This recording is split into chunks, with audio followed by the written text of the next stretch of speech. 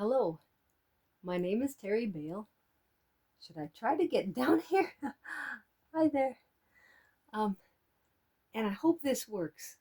I'd like to show you how to make those snowflakes. And at the end here, I hope to give you a close-up of what's on the table here.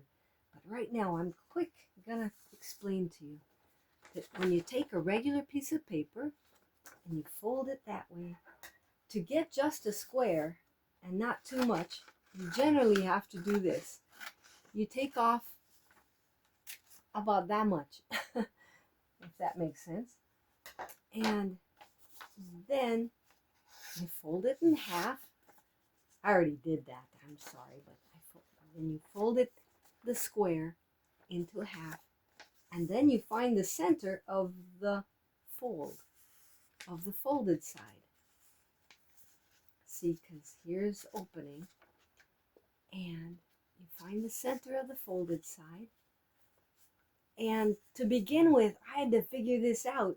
Instead of just folding it again, you have to make it a six-sided snowflake, you have to approximate, let's see if I can get this in the picture, approximate 1/3, and you put the other one in back. I know a family, they put them both this way, but I have a hard time seeing where that is that way. So I do it this way. Maybe you can see.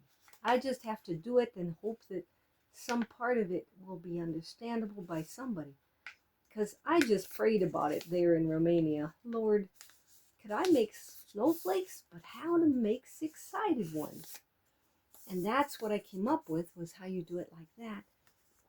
And then you even fold it over again and you cut off the extra parts, because if you have anything that sticks out in some and it won't stick out in others, it won't look right. So at any rate, but once you get it folded like that and the edges are pretty much level, they might be a little overlapping, a little bit, in which case let that one be in the back to go farther, because it has farther to go. And when you'll fold it like that, then you'll start the clipping. But right now, I'm still going to show you how, once you get it pretty well approximated, pretty well and folded tight, you can, I'll put these things over here, you can, how have I done this before? I just want to make a small one for you first. I take a piece of the flat part of a milk carton, and you put it here, but I don't know how I've done it before. You have to have one side very flat. Let's see, is that flat enough? That's pretty flat. And then you stick that side along that flat edge. You know, I think I'm going to use a pen. That's what. I have a pen handy. So you stick that side. Where is the camera aiming? You see, I took the piece of this milk carton, and I lay it up right along, flat along the edge up here. And I have it to somewhat overlap that center point, because I'm going to draw a line to the center point. Did I do it right? You know, I'm not sure I did. How have I done it before? Oh, it must be like this. I'm getting older, guys, you know. But you flatten it here. Hold it tight when you get it absolutely flat. And then cut it. So you get it absolutely flat along here. And then you cut it like that. And then it should work pretty good that it's flat here and right along the edge there. Then the next time the next time, or one of the children, or a newcomer,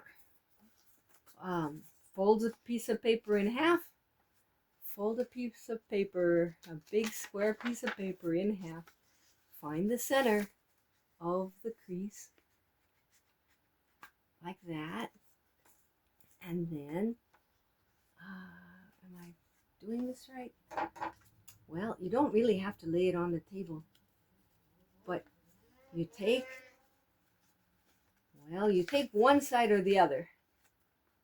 I usually make it so that you can tell which side would be best. Okay, you line up that flat line with this flat line. Then you can take and fold this tight over that edge. Now let's see if I did it well, because if it worked, I can just take and fold this. Look at that, I didn't because it's way too big on both sides. See that? So then, what do I do? Because I don't, how many minutes is this? It doesn't say. I used to always be able to read it, how many minutes there were.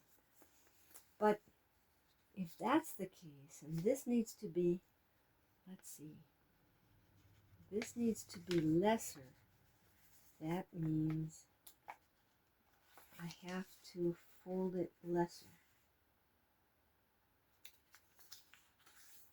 That's kind of wild what I just did. But it's getting closer. I'll have to start this again. And I just want to make something so that you can see these things. So next time when I do it, then I'm gonna, after I show you how to make those, and hopefully I can show you next time better how to make those, then I'm gonna reach up here and undo this. Whoop, take it off of